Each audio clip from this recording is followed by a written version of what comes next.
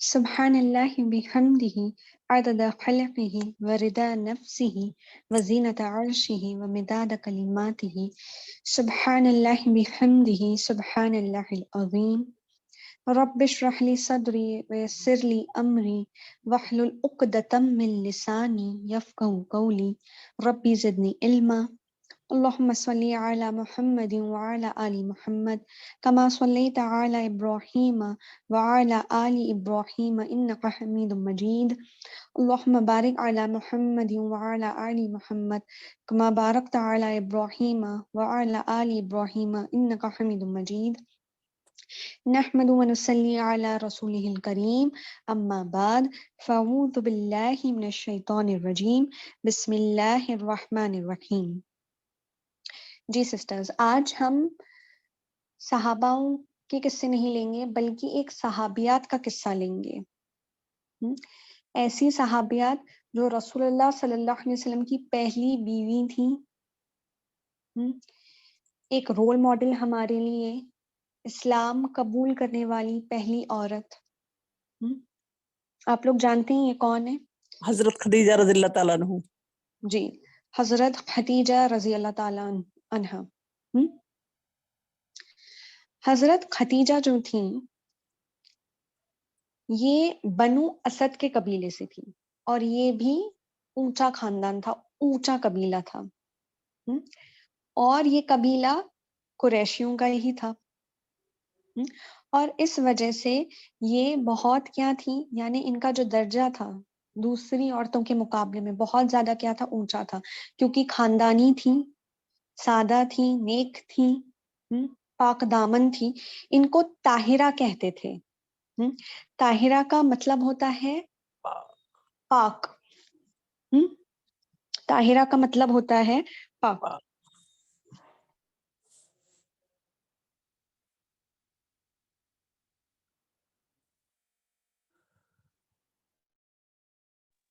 جی، اور ان کو طاہرہ کیوں کہا جاتا تھا؟ کیونکہ یہ بہت زیادہ پاک دامن تھی، سادگی پسند تھی، نیک تھی، اسلام کے آنے سے پہلے بھی. اور جو مکہ کے لوگ تھے ان کو سیدت نساء قریش کہتے تھے، یعنی قریش کی عورتوں میں سب سے اونچا درجہ رکھنے والی عورت. کیونکہ ان کا جو سوشل سٹیٹس تھا، ان کی جو نوبلٹی تھی وہ بہت کیا تھی، بہت اونچی تھی. اب خدیجہ بنت خالد، ان کے ابا کا نام کیا تھا؟ خالد. اور آپ لوگ جانتے ہیں کہ خدیجہ رضی اللہ تعالیٰ عنہا اور محمد صلی اللہ علیہ وسلم یہ لوگ ایک ہی خاندان کے تھے، دور کے کیا تھے، رشتہ دار تھے. خدیجہ بنت خالد عام فیل سے، یعنی جو ہاتھی والا واقعہ ہے اس سے 15 سال پہلے پیدا ہوئی تھی. اور رسول اللہ صلی اللہ علیہ وسلم کب پیدا ہوئے تھے؟ وہی سال جس سال وہ ہاتھی والا واقعہ ہوا تھا. آپ لوگ جانتے ہیں کہ ہاتھی والے واقعے میں کیا ہوا تھا؟ ابرہہ نے، جو بادشاہ تھا، وہ اپنا لشکر لے کر کعبہ کو تباہ کرنے نکلا تھا، لیکن اللہ تعالیٰ نے جنت سے چڑیا بھیج کر، ابابیل، جس کے پاس کیا تھا، پتھر تھا، چھوٹے سے پتھر تھے منہ میں اور اس کے پیروں میں. یہ پتھر جب ابرہہ کے لشکر پر لگے تو کیا ہوا، ان کے جسم چیر گئے اور اتنی بری طریقے سے تباہ ہوئے کہ یعنی چیر پھاڑ کے رکھ دیا تھا ان کے جسموں کو، کہ وہ لوگ پہچانے بھی نہیں جا سکتے تھے، اتنا برا حال کیا تھا ایک چھوٹے سے پتھر نے. یہ عام فیل کا واقعہ تھا. اب خدیجہ رضی اللہ تعالیٰ عنہ بہت زیادہ ہوشیار تھی اور قاعدہ قانون پر چلنے والی، عمل کرنے والی، سادگی پسند عورت تھی. اسی لیے وہ یعنی جتنے بھی قریش تھے وہ کیا چاہتے تھے ان سے، یعنی جتنے بھی آدمی تھے وہ کیا چاہتے تھے کہ ان سے شادی کر لیں، کیونکہ خدیجہ رضی اللہ تعالیٰ عنہ جو تھیں وہ 2 بار ودوا ہو چکی تھیں. ان کی پہلی شادی ابو حالہ ابن زرارہ سے ہوئی تھی جو تمیمی قبیلے کے تھے، اور ان سے ان کو 2 بچے تھے، ایک حالہ اور ایک ہند.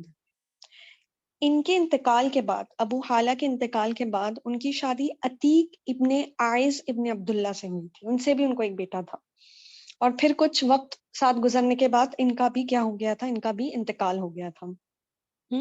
اب دونوں شوہروں کے گزر جانے کے بعد ختیجہ رضی اللہ تعالیٰ عنہ کو بہت زیادہ پرپوزلز آتے تھے شادی کے لیے، لیکن وہ ایک بھی پرپوزل پر اگری نہیں کرتی تھی، ہاں نہیں کہتی تھی، اور وہ آپ سب جانتے ہیں کیا کرتی تھی، تجارت کرتی تھی۔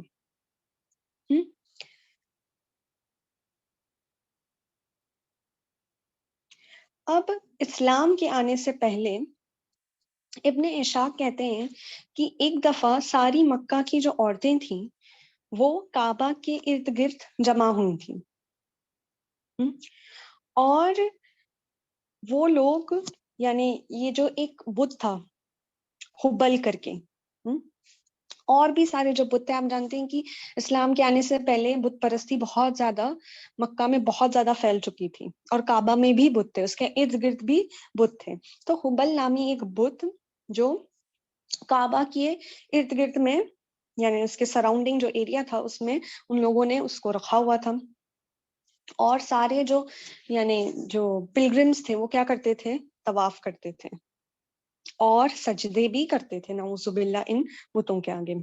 اب کیا ہوا، جو یہ عورتیں تھیں، یہ ساری عورتیں، جوان، بوڑھی، غریب، امیر، اور یہ لوگ ساری اکٹھا ہوئی اور ان کی یعنی ان کو پوجنے لگی۔ اب ایک یہودی آدمی آیا اور اس نے آواز لگائی کہ اے عورتوں، یاد رکھو ایک رسول آنے والا ہے اللہ سے، اور اگر آپ لوگوں کو کسی کو بھی ایک موقع ملے تو آپ لوگ کیا کرنا، ان سے شادی کر لینا۔ اب یہ آدمی کی بات سن کر ساری جو عورتیں تھیں وہ کیا ہو گئیں، وہ ایک دم دنگ رہ گئیں کہ یہ آدمی نے یہ کیا بات کہہ دی ہے۔ اور کچھ لوگ اسی یعنی ان لوگوں میں آپس میں باتیں ہونے لگی، کسی نے کہا کہ یہ مکہ میں سے نہیں ہے، یعنی یہ آدمی جو ہے یہ مکہ والوں میں سے نہیں ہے، اور یہ ہمارا مذاق اڑانے آیا ہے اور ہمارے بتوں کی بے عزتی کرنے آیا ہے۔ تو یہ عورتیں انہوں نے کیا کرنا شروع کیا، اس پر چیخنا شروع کیا، اور دوسروں نے پتھر اٹھائے اور اس پہ پھینکنا شروع کی۔ اس مجمع میں ختیجہ رضی اللہ تعالیٰ عنہ بھی موجود تھی، لیکن انہوں نے اس آدمی کو چلانے میں یا اس پر پتھر مارنے میں حصہ نہیں لیا۔ ختیجہ رضی اللہ تعالیٰ عنہ خاموش تھیں، اور انہوں نے بتوں کی بھی طرفداری نہیں کی، خاموش تھی۔ یہ آدمی نے کیا کہا تھا آ کر کہ ایک رسول آنے والا ہے آپ لوگوں میں، اور بھی باتیں کہی ہوں گی، تو ان عورتوں کو کیا لگا کہ یہ ہمارے بتوں کی کیا کر رہا ہے، ہمارے بتوں کا مذاق اڑا رہا ہے، اسی لیے وہ لوگوں نے چلانا شروع کیا، اس آدمی پتھر پھینکنا شروع کیا، لیکن ختیجہ رضی اللہ تعالیٰ نے کیا تھی، خاموش کھڑی ہوئی تھی۔ اب ختیجہ رضی اللہ تعالیٰ نے یہ بات سن کر، ان کے لیے یہ بات نئی نہیں تھی، کیونکہ انہوں نے یہ بات سن چکی تھی کہ اسماعیل رضی اللہ تعالیٰ عنہ یعنی بنی اسماعیل سے ایک رسول آئیں گے جو اسلام کی یعنی اسلام کا پیغام لے کر آئیں گے۔ تو یہ بات ان کو پتا تھی، تو ان کو یہ آدمی کی بات کچھ نہیں لگی۔ ان کے جو کزن تھے ورقہ ابن نوفل، ان کا بھی کچھ ایسا ماننا تھا، یہ ان کے چچا کے ہی بیٹے تھے، ورقہ ابن نوفل جو تھے ختیجہ رضی اللہ تعالیٰ عنہ کے چچا کے بیٹے تھے، تو وہ جانتی تھیں یہ باتیں، ٹھیک ہے۔ اب دیکھیے یہ جو سوسائٹی تھی مکہ کی، جب لڑکیاں پیدا ہوتی تھیں تو وہ لوگ کیا کرتے تھے، ان کو دفنا دیتے تھے، بت پرستی کرتے تھے، لیکن ختیجہ رضی اللہ تعالیٰ عنہ کا جو خاندان تھا یہ سارے گناہ سے، یہ سارے برے کاموں سے دور تھا۔ اپنی بیٹیوں کو زندہ گاڑنا یہ بہت کیا ہے، بہت وہ بدترین کام مانتے تھے، اور جتنی بھی یہ برے کام ہیں، بت پرستی کرنا اور یہ شاعری کرنا، یعنی تب کی شاعری بھی کیسی ہوتی تھی، بہت ہی بےہودہ قسم کی، یہ سب چیزوں سے وہ لوگ کیا تھے، وہ لوگ اپنے آپ کو دور رکھتے تھے۔ اب ختیجہ رضی اللہ تعالیٰ عنہ کیا کرتی تھی؟ تجارت کرتی تھی. ان کو اپنے ابا سے اور جتنے بھی دوسرے خاندان والے تھے بہت زیادہ دولت ملی تھی. یعنی انہوں نے وراثت ملی تھی اپنے ابا سے اور دوسرے خاندان والوں سے بہت زیادہ دولت. تو انہوں نے کیا کیا؟ آپ دیکھیے کتنی یہ عقل مند عورت تھی. انہوں نے یہ دولت اپنی گوا نہیں دی. انہوں نے کیا کیا؟ اسے تجارت میں لگا دی. یہ جتنی بھی دولت ان کو ملی انہوں نے اسے تجارت میں لگا دی. دیکھیے ہمارے لیے کتنا بڑا سبق ہے. اس زمانے کی عورت، جب اسلام بھی نہیں موجود تھا، آپ سوچیے اسلام آیا تو عورتوں کو تھوڑی کتنے سارے رائٹس ملے ہیں، لیکن اس زمانے میں جب عورتوں کے پاس کوئی، یعنی عورتوں کو کیا سمجھا جاتا تھا؟ ایک آبجیکٹ سمجھا جاتا تھا. لیکن آپ سوچیے اس زمانے میں ختیجہ رضی اللہ تعالیٰ نے اپنی ویلتھ کو، اپنے پیسے کو کتنے اچھے طریقے سے استعمال کیا. یہ نہیں کہ میرے پاس اتنی دولت ہے تو میں کیا کروں، اسے بس یوں ہی ضائع کر دوں. انہوں نے کیا کیا؟ اسے تجارت میں لگا دیا. ہمارے لیے سبق ہے کہ اگر ہمارے پاس کوئی ایسی چیز ہے، دولت ہے، تو ہم بھی کیا کریں گے؟ اس کا صحیح استعمال کریں گے. اگر ہمارے پاس دولت ہے یا کوئی ہنر ہے تو ہم کیا کریں گے؟ اس کا صحیح استعمال کریں گے. آج کل عورتیں کام کرتی ہیں باہر، لیکن یہ باہر کام کرنا اور ہمارے گھر کی رسپانسبلٹی چھوڑنا، یہ بات صحیح نہیں. اگر آپ اپنی گھر کی رسپانسبلٹی، اپنے شوہر، اپنے بچوں کی رسپانسبلٹیز جو بھی آپ پوری کر کے باہر جا رہی ہیں تو پھر یہ بہت اچھی بات ہے. لیکن اگر آپ کے باہر کمانے سے یہ ساری جو ڈیوٹیز ہیں آپ کے شوہر کی طرف، آپ کے بچوں کی طرف، یہ پیچھے ہو رہی ہیں تو پھر یہ چیز غلط ہے. کیونکہ اللہ سبحانہ و تعالیٰ نے عورتوں کو یہ رول جو ہے یہ عورتوں کو دیا ہے. اللہ سبحانہ و تعالیٰ نے عورتوں کو ہی کیوں ماں بنایا ہے؟ کیونکہ عورتوں میں وہ ایموشنز ہوتے ہیں جو آدمیوں میں نہیں ہوتے. جیسی محبت ماں کرتی ہے ویسی محبت باپ نہیں کر سکتا. جیسا خیال بچے کا ماں رکھتی ہے ویسا باپ نہیں کر سکتا. کیونکہ اللہ تعالیٰ نے ہر ایک کو رولز اسائن کیے ہیں. آدمیوں کو باہر نکل کر کمانا، ان کی طاقت، ان کی قوت الگ بنائی ہے. اب عورتیں وہی فیلڈ میں جا کر، یعنی آدمیوں سے کندھا ملا کر اگر کام کرنا چاہتی ہیں تو پھر ان کے لیے مشکلات پیدا ہوتی ہیں. اللہ تعالیٰ نے آدمی اور عورت کو ایکول بنایا ہے، سب کو ایکول رائٹس دی.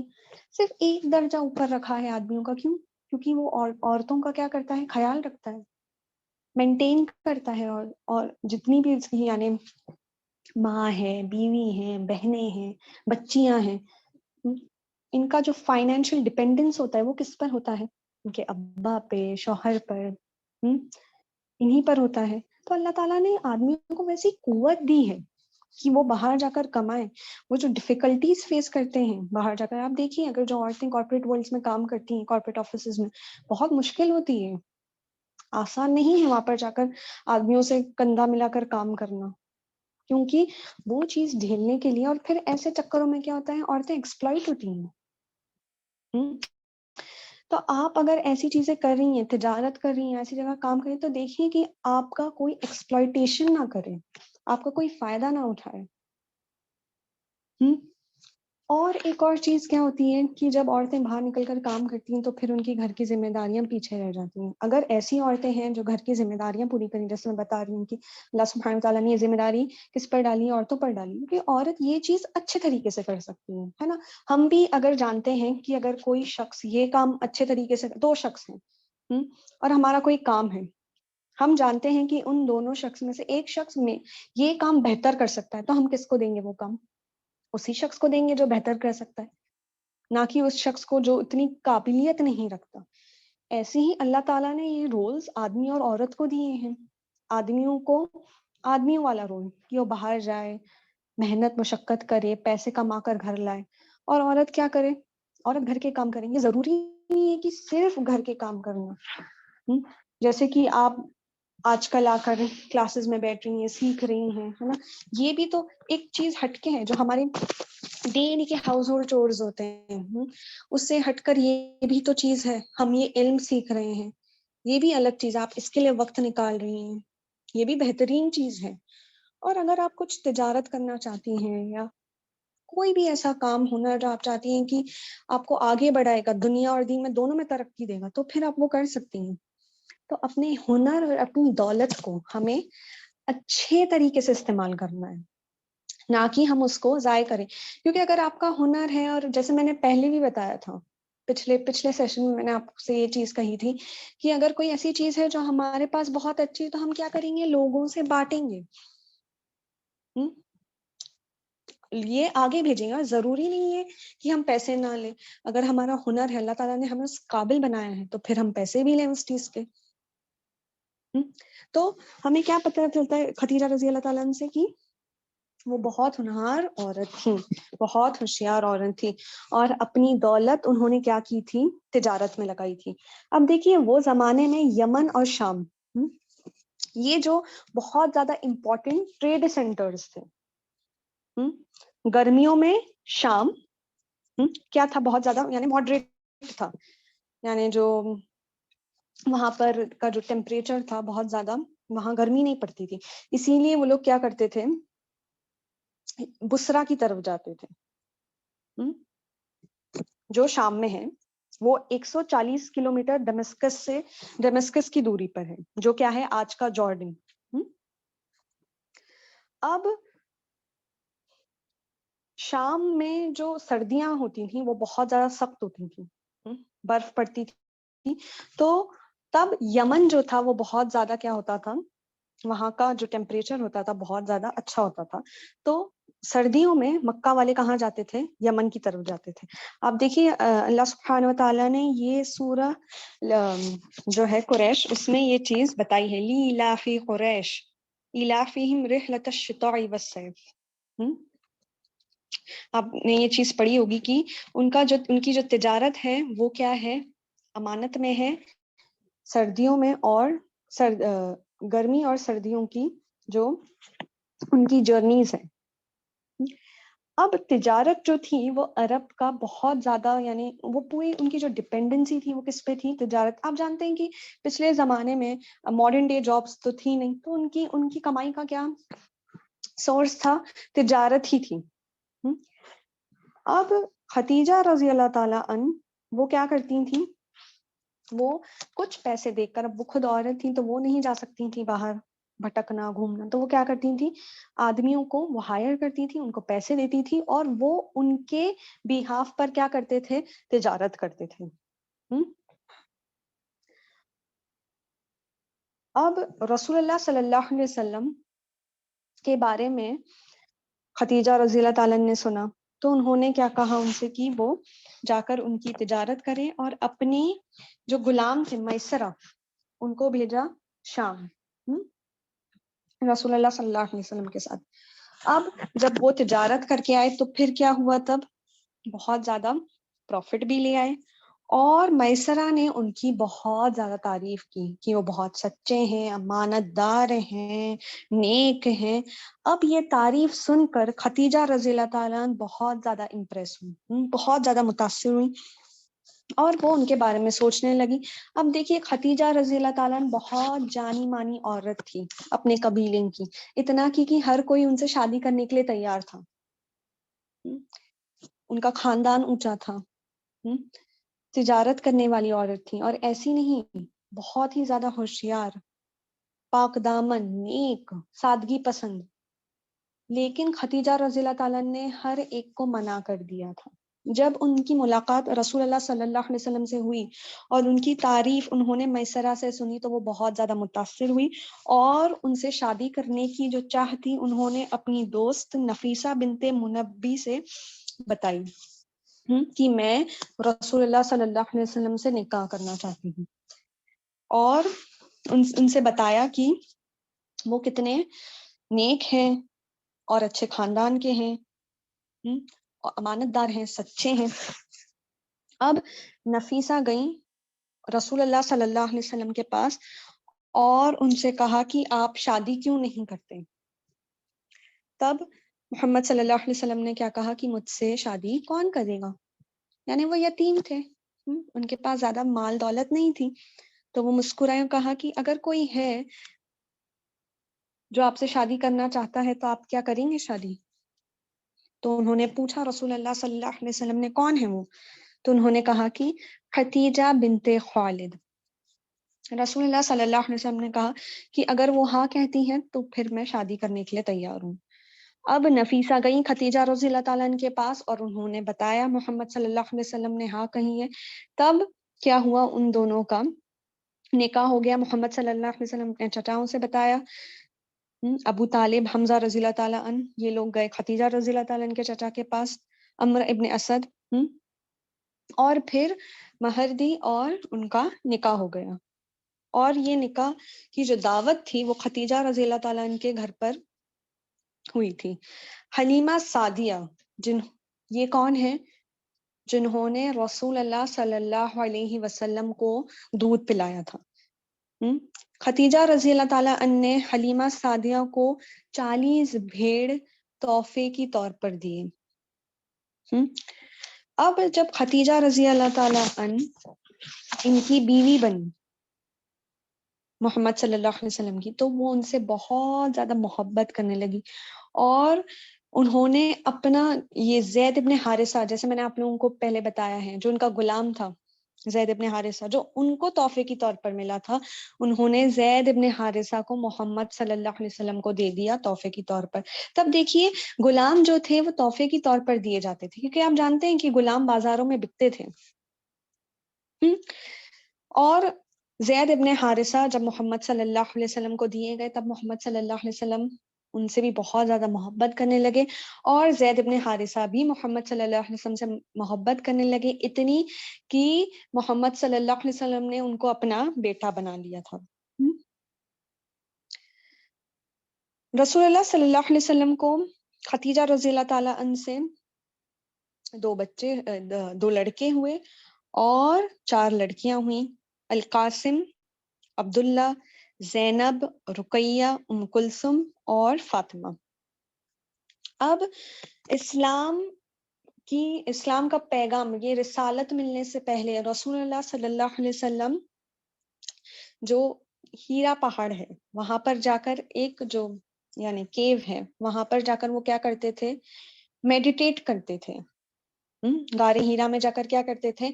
میڈیٹیشن کرتے تھے۔ آپ جانتے ہیں رسول اللہ صلی اللہ علیہ وسلم اسلام آنے سے پہلے بھی نہ بت پرستی کرتے تھے، نہ شراب پیتے تھے، نہ وہ گوشت کھاتے تھے جو بتوں کو چڑھایا جاتا تھا، نہ ایسے حلقوں میں، نہ ایسے جو یعنی ناچ گانے کے جو حلقے ہوتے تھے جہاں پر شراب پیا جاتا تھا، ناچ گانے ہوتے تھے، بےہودہ شاعری ہوتی تھی، یہ سب حلقوں میں بیٹھنا رسول اللہ صلی اللہ علیہ وسلم نہیں پسند کرتے تھے اسلام آنے سے پہلے بھی۔ آپ دیکھیے اللہ سبحانہ و تعالیٰ نے رسول اللہ صلی اللہ علیہ وسلم کو بچا کر رکھا تھا ان چیزوں سے۔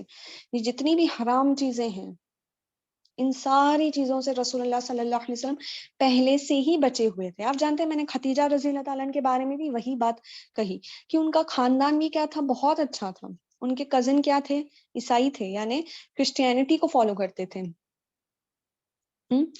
اور وہ خدیجہ رضی اللہ تعالیٰ عنہ یہ چیزیں جانتی تھیں، کیونکہ آپ جانتے ہیں جو کرسچن کے اسکرپچرز ہیں، یعنی جو انجیل ہے، اس میں یہ ساری چیزیں لکھی ہوئی تھیں کہ ایک رسول آئیں گے، سارا ڈسکرپشن دیا ہوا تھا۔ تو یہ جو خاندان تھا خدیجہ رضی اللہ تعالیٰ عنہ کا بھی، اور محمد صلی اللہ علیہ وسلم خود بھی، وہ کیا یہ لوگ کرتے تھے؟ اپنے آپ کو جو سوسائٹی کی برائی ہے اس سے بچا کے رکھتے تھے۔ اب رسول اللہ صلی اللہ علیہ وسلم غار ہیرا میں جا کر بیٹھتے تھے 2 دن 3 دن، اور اپنا جو کھانا ہے، یعنی خدیجہ رضی اللہ تعالیٰ عنہ ان کو کبھی کبھی کھانا دینے جاتی تھی، یا کبھی کبھی وہ خود ہی لے جاتے تھے، اور وہاں پر وہ بیٹھ کر اللہ کی یاد کرتے تھے، غور و فکر کرتے تھے، اور ان کو یہ فضول باتیں اور جو اتنی بھی یہ جو قریش کے جو دوسرے یعنی جو لوگ تھے، جو مکہ کے لوگ تھے، وہ جو بت پرستی کرتے تھے، ان سب چیزوں سے ان کو گھبراہٹ ہوتی تھی، وہ بالکل بھی پسند نہیں کرتے تھے یہاں بیٹھنا بھی۔ اور یہ لوگ کیا کرتے تھے؟ ان کے سارے بت تو کعبہ میں ہی تھے، کعبہ کے ہی آس پاس تھے، تب اسی لیے رسول اللہ صلی اللہ علیہ وسلم کیا کرتے تھے، غار ہیرا میں جا کر بیٹھتے تھے اور وہ غور و فکر کرتے تھے۔ اب رسول اللہ صلی اللہ علیہ وسلم غار ہیرا میں بھی تھے، تب بھی خدیجہ رضی اللہ تعالیٰ عنہ ان کے بارے میں بہت زیادہ فکر مند ہوتی تھیں۔ وہ جب وہ جاتے تھے تو وہ ان کو دیکھتی تھیں اور کسی کو بھی بھیجتی تھی تاکہ وہ ان کی کیا کرے، رکھوالی کریں، کیونکہ وہ دور ایک پہاڑ پر جا کر وہ چھوٹے سے یعنی غار میں بیٹھ کر وہ غور و فکر کرتے تھے، تو ایک بیوی کے ناطے ان کو یہ چیز کی فکر لگی رہتی تھی کہ کہیں کچھ یعنی کوئی آ نہ جائے، اور کھانے پینے کی فکریں۔ اب ایک دفعہ کیا ہوا کہ جبرائیل علیہ السلام، یہ کافی دیر تک چلتا رہا یہ سلسلہ، اور ایک دفعہ جبرائیل علیہ السلام آئے وحی لے کر، آپ جانتے ہیں سورہ الاق کی آیتیں، اور یہ رمضان کا مہینہ تھا۔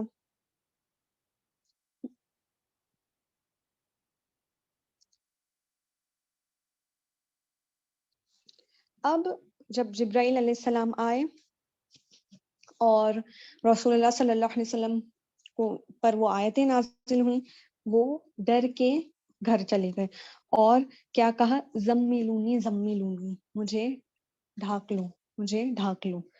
تب انہوں نے خدیجہ رضی اللہ تعالیٰ عنہ سے کہا کہ میں بہت زیادہ ڈرا ہوا ہوں، بہت زیادہ خوف زدہ ہوں۔ تب خدیجہ رضی اللہ تعالیٰ عنہ نے کہا کہ اللہ ہماری رکھوالی کرے گا۔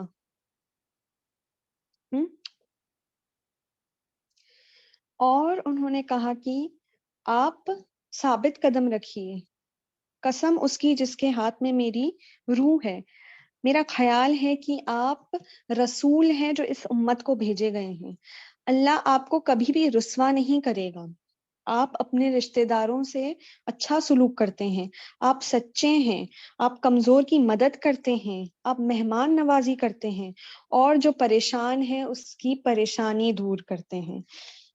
اب دیکھیے خدیجہ رضی اللہ تعالیٰ عنہ کا اتنا پازیٹیو ایٹیٹیوڈ اپنے شوہر کی طرف، کہ جب وہ اپنی تکلیف اور اپنی جو وہ خوف زدہ اتنے ہو گئے، اپنی تکلیف بتا رہے ہیں، اپنا خوف بتا رہے ہیں، تو وہ کیا کر رہی ہیں، ان کو پورا سپورٹ دے رہی ہیں۔ یہ دیکھیے یہ سپورٹ کیسا ہے، یہ ایموشنل سپورٹ ہے۔ دیکھیے اللہ سبحانہ و تعالیٰ نے آدم علیہ السلام کے لیے بیوی حوا کو کیوں بنایا تھا؟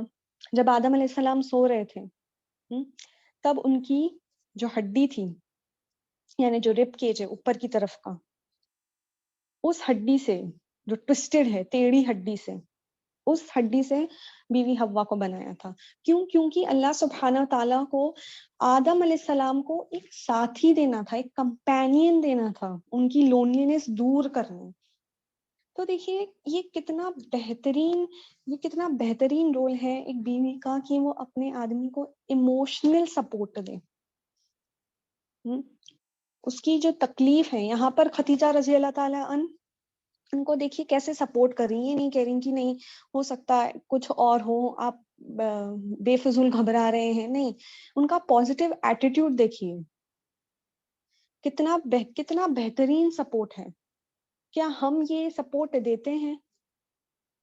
چاہے ہمارے شوہر ہو یا ہمارے دوسرے جو ہم سے محبت کرتے ہیں، ہم ان سے محبت کرتے ہیں، ہمارے رشتہ دار وغیرہ، کہ ہمارا ایٹیٹیوڈ ہی کچھ اور ہو جاتا ہے جب وہ اپنی تکلیفیں ہمارے پاس لے کر آتے ہیں، جب ہماری پریشانی ہمارے پاس لے کر آتے ہیں۔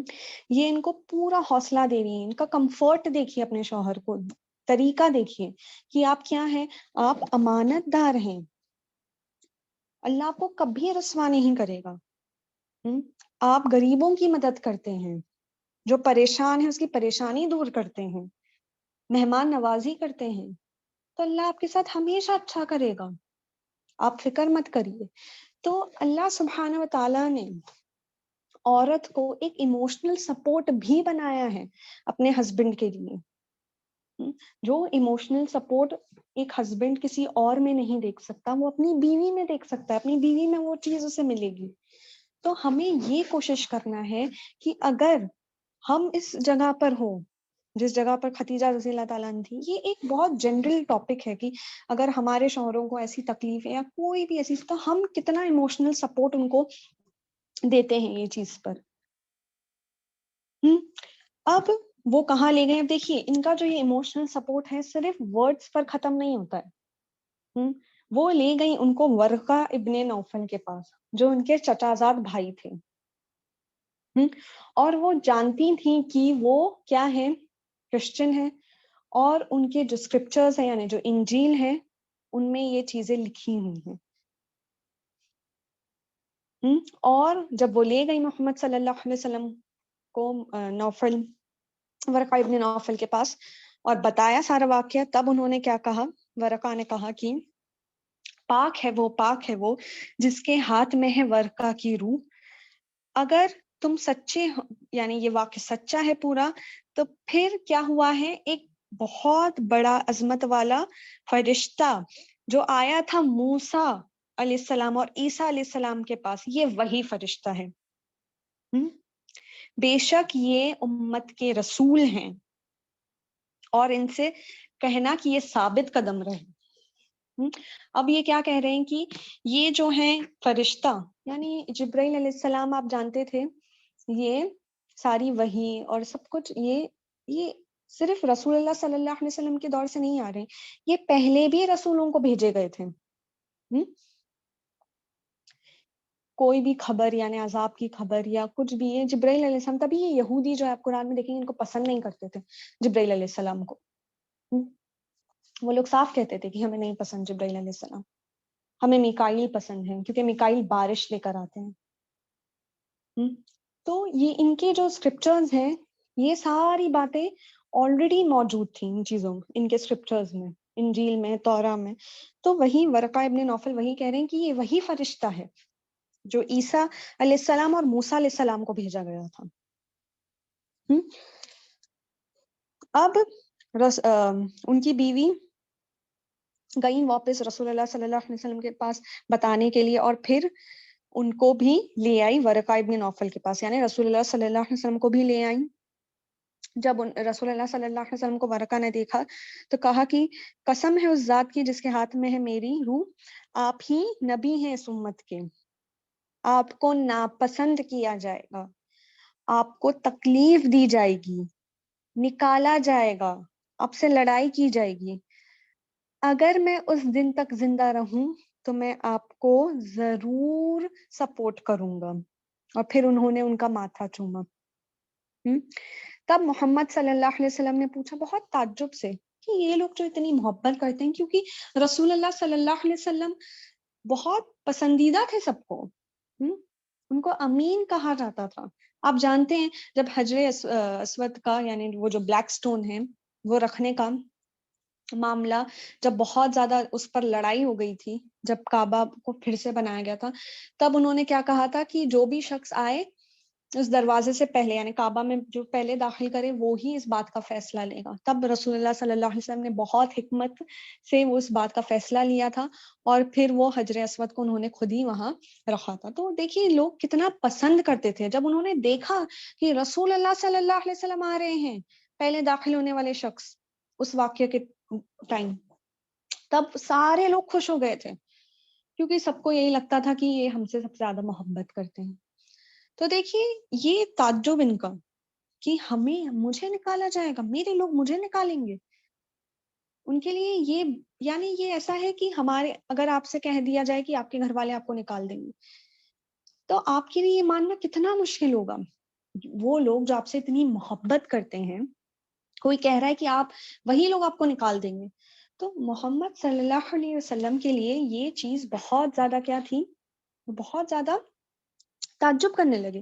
اور پھر ورقہ نے کہا جی ہاں، کوئی رسول نہیں آیا کہ اس نے یہ بات کا دعویٰ کیا اور اس سے لڑائی ہو کر رہی. یعنی جتنے بھی رسول آئے، جتنے بھی پیغمبر ہیں، یہ رسالت کے ساتھ اللہ کے ایک ہونے میں، توحید کی رسالت کے ساتھ جتنے بھی پیغمبر، نبی، رسول آئے، ان سے لڑائی کی گئی، کتنوں کا قتل کیا گیا، کتنوں کو دفنا دیا گیا، پتہ نہیں کیا کیا ظلم کیے گئے رسولوں پر. اور ورقہ نے کیا کہا کہ میں اس دن تک جینا چاہتا ہوں. لیکن کچھ دنوں بعد ہی کیا ہوا، ورقہ ابن نوفل کا انتقال ہو گیا. اب رسول اللہ صلی اللہ علیہ وسلم جو ورقہ نے جو پروفیسی کی تھی ان سے بہت زیادہ خوش ہوئے. وہ جانتے تھے کہ اب ان پر بہت بڑی ذمہ داری پڑنے والی ہے. لیکن دیکھیے یہ ذمہ داری جو تھی ان کو سپورٹ کرنے والی سب سے بڑی ان کی بیوی خدیجہ رضی اللہ تعالیٰ عنہ تھی.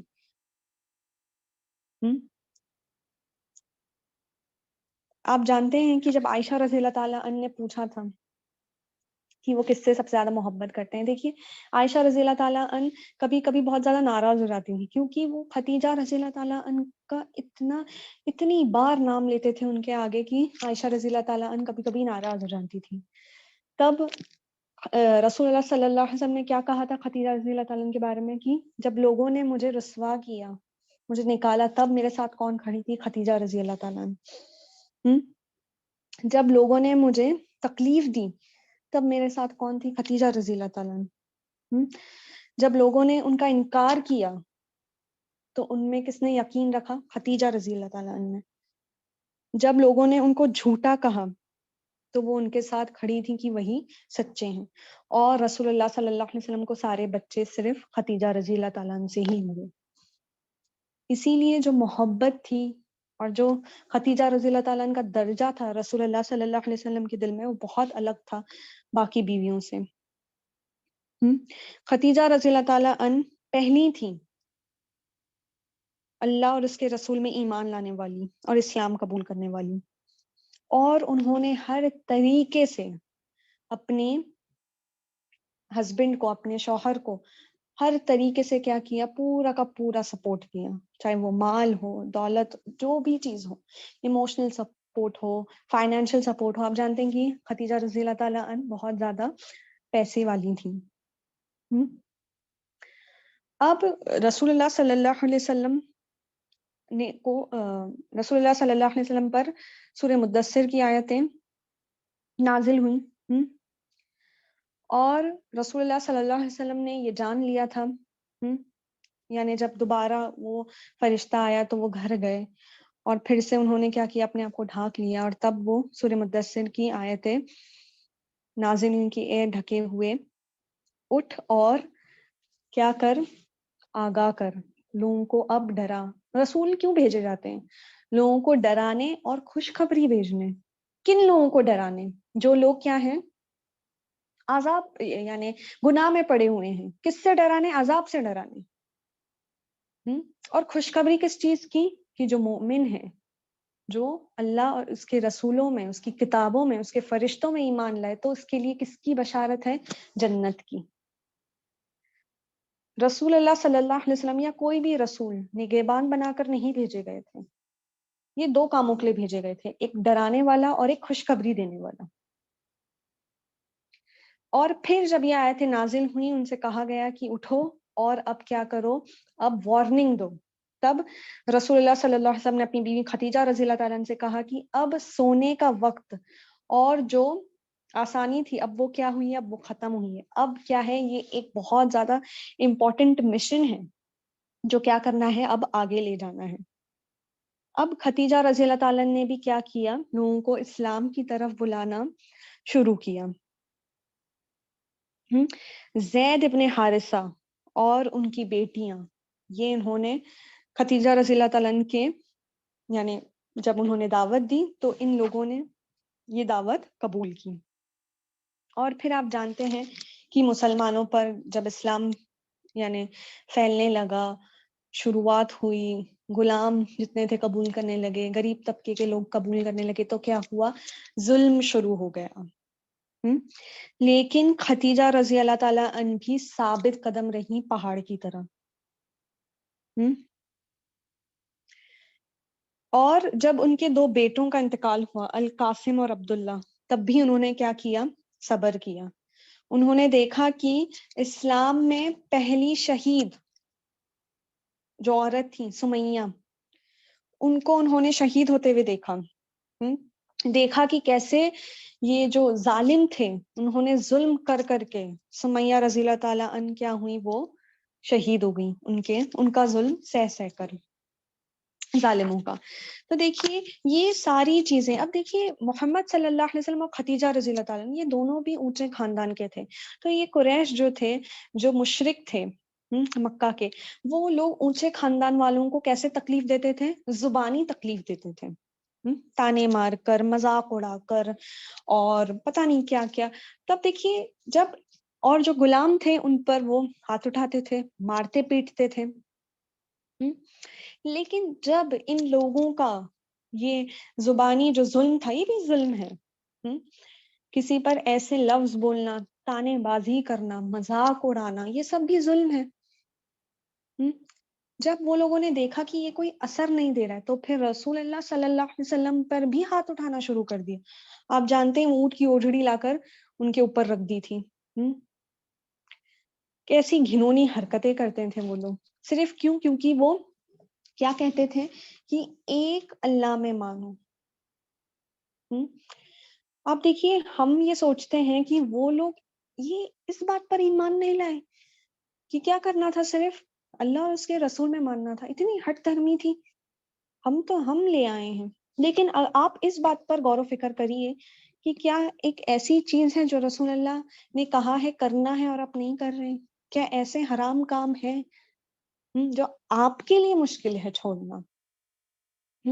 ہمارے لیے یہ سوچنا بہت آسان ہے کہ ارے اس بات پر ایمان لانے میں کیا تھا کہ اللہ ایک ہے اور یہ اللہ کے رسول ہیں. ہمیں یہ لگتا ہے یہ بہت معمولی بات ہے نا، کیونکہ ہم تو پیدائشی مسلم ہیں. لیکن آپ یہ سوچئے کہ کیا اگر ایسی کوئی بات ہے جسے رسول اللہ صلی اللہ علیہ وسلم نے منع کیا ہے کرنے سے، جو اسلام میں حرام ہے، کیا ہمارے لیے وہ چھوڑنا مشکل؟ اگر کوئی ہم سے آگے کہہ دے کہ آپ یہ مت کریے، حرام ہے، یہ کبیرہ گناہ ہے، تو پھر ہم کتنا سنتے ہیں؟ ہماری نفس کے خلاف ہے وہ چیز، وہ سننا، وہ عمل کرنا. تو پھر ہم میں اور ان میں کیا فرق ہے بتائیے؟ جنت ہمیں کیسے ملے گی؟ بے شک اللہ کے رحمت سے ملے گی، لیکن پہلے تو ایمان لانے پر اور دوسرا نیک عمل کرنے پر. اگر آپ حرام کام کر رہے ہیں اور پھر آپ کو یہ چیز لگتی ہے کہ نہیں میں تو مسلمان ہوں، میں تو اللہ اور اس کے رسول میں ایمان لے کر آیا ہوں، لیکن میں شرک کرتا ہوں، میں بدعتیں کرتا ہوں، تو پھر کیوں ہمارے لیے، یعنی آپ اپنے آپ کو کمپیئر کریے کہ کیا ہم وہی پوزیشن میں ہیں جس پوزیشن میں سالوں پہلے یہ قریش کھڑے تھے، اور اپنی ہٹ دھرمی، اپنی انا، اپنے گھمنڈ، اپنی اکڑ کی وجہ سے وہ لوگ وہ چیز نہیں چھوڑ رہے تھے کہ ہمارے باپ داداؤں نے کیا تھا. تو کیا ہم وہی پوزیشن میں ہیں، یا ہم یہ سب چیز ہٹا کر، یہ ہٹ دھرمی، یہ گھمنڈ، یہ اکڑ، یہ پہلے والوں کے چال چلن، یہ سب ہٹا کر کیا ہم سچ قبول کرنے کے لیے تیار ہیں؟ اگر ہاں تو پھر آپ صحیح راستے پر ہیں. لیکن اگر آپ وہی پرانی سوچ میں ہیں، پرانے خیالاتوں میں ہیں کہ جو اسلام میں نہیں ہے، جو حرام ہے، جو شرک ہے، جو بدعت ہے، تو پھر آپ سوچئے آپ میں اور وہ جو مکہ کے مشرک تھے ان میں فرق کیا ہے؟ آج ہمارے لیے یہ چیلنج ہے. ان کے لیے چیلنج کیا تھا؟ اسلام قبول کرنا، رسول اللہ میں ماننا کہ وہ کیا ہے؟ اللہ کے بھیجے ہوئے پیغمبر ہیں. آج ہمارے لیے یہ چیلنج ہو گیا یہ امت کے لیے، جو بدعتیں بڑھ گئی ہیں، جو شرک الگ الگ فارمز میں، الگ الگ شکل و صورت میں ہے، موجود ہے کہیں نہ کہیں، لیکن ہے وہ. ہم کو اللہ ان چیزوں سے بچا کر رکھے، کیونکہ اللہ تعالیٰ ہر گناہ معاف کرے گا، شرک معاف نہیں کرے گا. تو ہمیں ان چیزوں سے بچ کر رہنا ہے. ہمیں بھی اپنے آپ کو ہر دن ایک یہ جد و جہد ہے ہر دن کی، کہ ہم یہی تقویٰ ہے کہ ہم ڈرتے رہیں کہیں ہم شرک تو نہیں کر رہے، کہیں ہم بدعت تو نہیں کر رہے. نماز قرآن تو ہم پڑھ رہے ہیں، یہ تو ہمیں کرنا ہی ہے، لیکن ایک سیلف اویئرنیس ہونا چاہیے ہم میں. ہر ایکشن دیکھنا، ہمارا ہر ایکشن کہ ہم کیا کر رہے ہیں، اور ہم سے غلطی ہو رہی ہے، گناہ ہو رہا ہے، تو ہم کیا کریں؟ معافی مانگیں. کیونکہ بہترین گنہگار کون ہے؟ جو معافی مانگتا ہے، کیونکہ گناہ ہر کوئی کرتا ہے، لیکن بہترین کون ہے ان میں سے؟ جو کیا کرے؟ معافی مانگے. اور یہ چیز کا احساس ہونا کہ ہم غلط کر رہے ہیں، یہ کیسے ہوگا؟ جب ہم سیلف اویئرنیس کریٹ کریں گے کہ ہم ہر ایکشن کے لیے کیا کریں. دیکھیے اگر آپ سے غلط ہوا ہے تو آپ غور و فکر کریے. اسی لیے نا آپ ایک ایسا دن میں ایک وقت نکالیے, 15 منٹ, 20 منٹ, 10 منٹ, 5 منٹ ہی صحیح, کہ آپ سوچیے کہ آج سے آج آپ سے کیا, اگر آپ میں وہ اندر وہ زندہ ہے, کچھ آپ کا دل زندہ ہے, سخت نہیں ہوا ہے, تو آپ کو ضرور پتا چلے گا کہ آپ سے غلطی کہاں ہوئی ہے.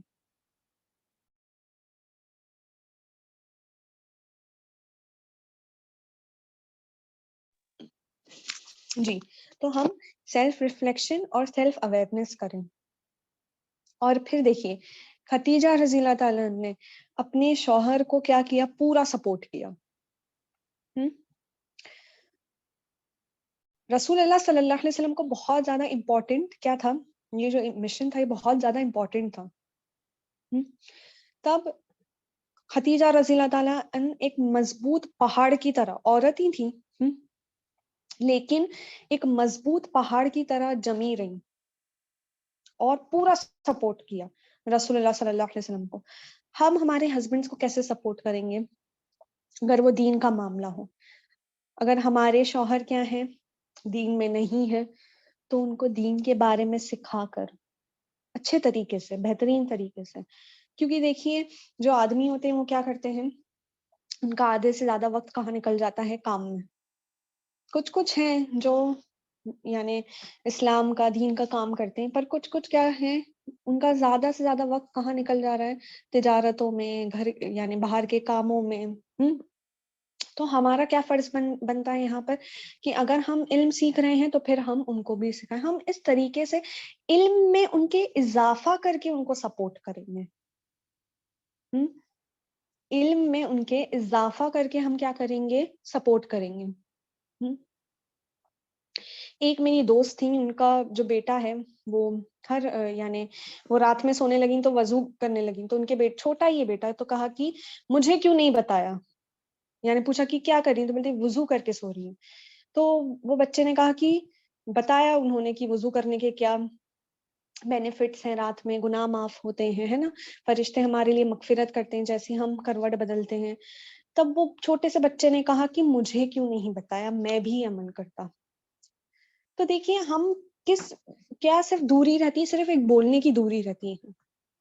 آپ سوچئے کہ اگر صرف ہم بول دیں کہ یہ کرنے سے یہ ہوتا ہے, یہ کرنے ہمارے بچوں کو بھی, تو پھر کیا ہوگا, ہمیں ضرور و ضرور اس کا فائدہ ہوگا, ہمیں بھی اور ہمارے بچوں کو بھی, ہمارے شوہروں کو بھی. تو ہمارا سپورٹ دین کی طرف سے یہ ہے, ہمارا سپورٹ دین یہی بہترین سپورٹ ہے. اور بھی ہیں بے شک, لیکن اگر ہمیں کچھ کرنا ہے, کامیابی چاہیے دونوں جہانوں میں, تو پھر ہم اس چیز میں ہمارے ہسبینڈ اور ہمارے بچوں کا سپورٹ کریں گے. اور سب سے بہترین سپورٹ کیا ہے کہ ان کے علم میں اضافہ ہو. علم میں اضافہ ہوگا تو پھر ان کے عمل بھی اچھے ہوں گے انشاءاللہ. اور دعا. پھر خدیجہ رضی اللہ تعالیٰ نے اپنی بیٹی رقیہ کو حبشہ جاتے ہوئے انہوں نے ان کو روانہ کیا اپنے شوہر عثمان ابن عفان کے ساتھ. رقیہ رضی اللہ تعالیٰ کے شوہر کون تھے؟ عثمان ابن عفان, تاکہ وہ کیا کریں, جو قریش کا ظلم ہے اس سے وہ بچ نکلیں. اب جتنے بھی حالات تھے, یعنی اچھے پل, برے پل, مشکلات, وہ خدیجہ رضی اللہ تعالیٰ نے سارے رسول اللہ صلی اللہ علیہ وسلم کے ساتھ مل کر بانٹے.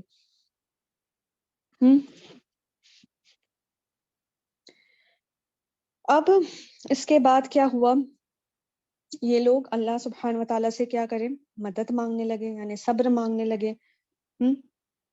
اور پھر قریش کی چال پر چال شروع ہو گئی. رسول اللہ صلی اللہ علیہ وسلم, ایک قریش رسول اللہ صلی اللہ علیہ وسلم کے پاس گیا یہ پیغام لے کر کہ آپ کیا کریں, اگر آپ کو دولت چاہیے تو ہم دولت دے دیں گے, اگر آپ کو کوئی عورت سے شادی کرنی ہے تو ہم اونچی خاندان کی عورت سے آپ کی شادی کروا دیں گے. یعنی یہ لوگ یہ ساری شرط رکھنے لگے, اگر آپ کو یہ چاہیے, اگر آپ کو بادشاہ بننا چاہتے ہیں تو ہم بادشاہ بنا دیں گے. تو یعنی ایک کے بعد ایک چال یہ قریشوں کی شروع ہو گئی تھی. اور پھر وہ ان کی دھمکیاں بھی شروع ہو گئی تھیں. ان کی جو دھمکیاں تھیں, یہ مشرک جو مکہ کے تھے, ان کی دھمکیاں بھی شروع ہو گئی تھی. اتنا کہ انہوں نے پھر کیا کیا, ابو طالب کے پاس جا کر ان کو دھمکایا کہ اپنے بھتیجے سے کہہ دیجئے کہ وہ یہ سب بند کر دیں.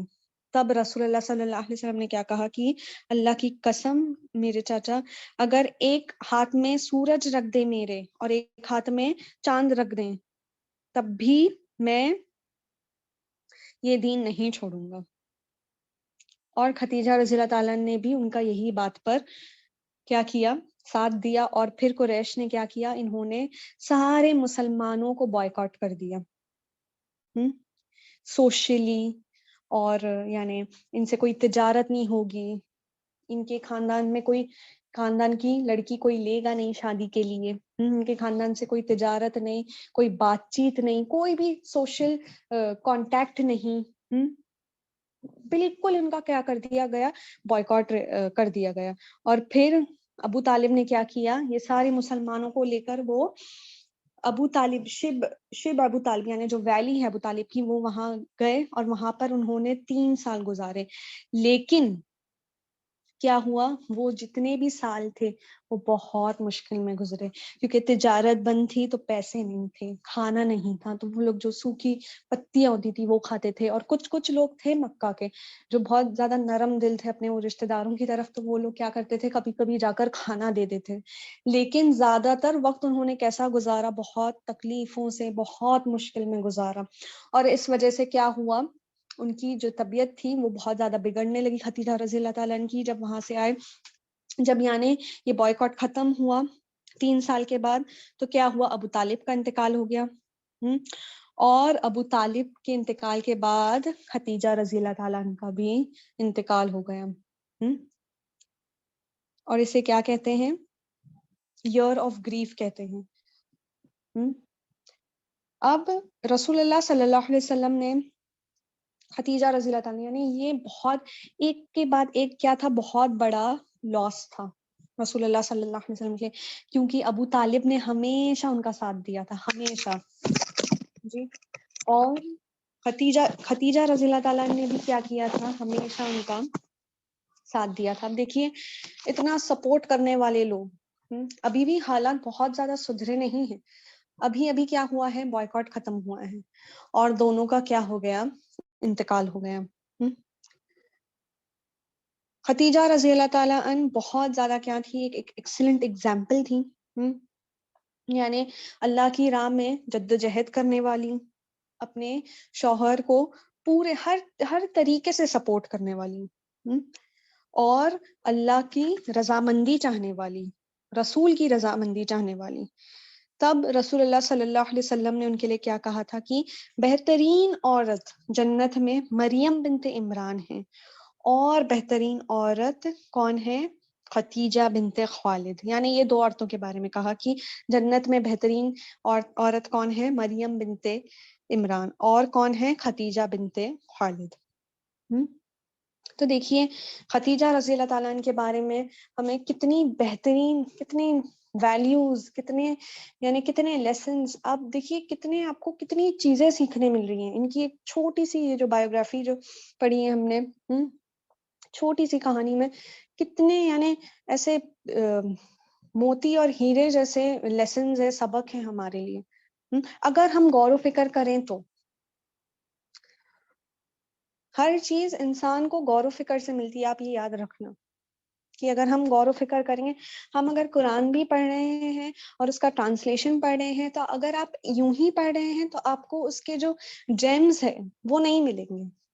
ہاں اگر آپ، کیونکہ یہ میرا خود کا پرسنل ایکسپیرینس ہے، اگر آپ بیٹھ کر غور و فکر کریں گے، ہر لفظ کو اچھے طریقے سے پڑھیں گے، تب آپ کو اس کی یعنی جو ایک کہتے ہیں نا کہ قرآن ایک میریکل ہے، تب آپ کو سمجھے گا، کیونکہ ہر ایک ورڈ ایک میریکل ہے اگر آپ غور و فکر کریں تب.